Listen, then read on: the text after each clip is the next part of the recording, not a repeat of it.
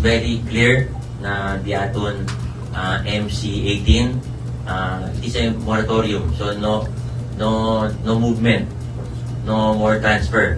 Sa mensahe ni Zamboanga City Mayor Jan Dalipe atol sa press conference sa City Hall kaganihang buntag, gipasabot ni ini nga nahangyo niya ang Malacañang nga undangon una ang devolution kung pagbalhin sa mga regional ug national offices gikan sa Zamboanga City padulong sa Pagadian City. Si Dalipe ug ang legal officer sa Zamboanga nga si Attorney Heidi Panganiban ang nakikita kang Executive Secretary Lucas Bersamin aron pirmahan ang Memorandum number 18 nga nagpagawas og moratorium alang sa devolution. Kay gitun-an pa ang epekto ni ini sa kinatibukan sama sa political, economic ug social implications. Ubos sa memorandum, ang mga opisina nga nabalhin na sa Pagadian magpadayon na lang sa ilang trabaho. Kagahapong adlaw ang epekto sa maong moratorium.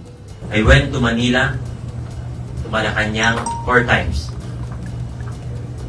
to personally discuss with Executive Secretary Lucas Bersamin to lobby for a moratorium on the transfer of the national government regional offices from Zamboanga City to Pagadian City.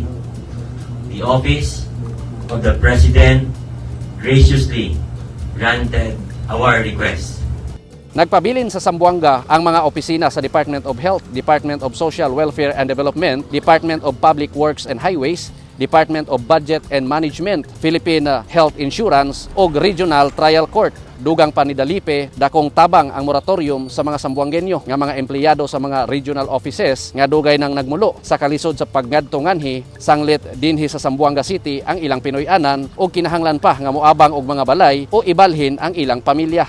This moratorium is a very big help kung nagdiatod mga Zamboangenyos. Kaya sabi kita, bin mucho kayo supri, bin mucho ta reklama.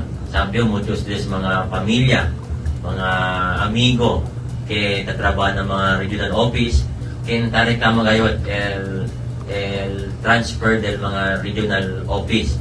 So, bin magastos din, kay el yaton mga bibiyente sa Zamboanga, trabahalya, manrenta pa casa, volve pa kada Sabado or bila Domingo.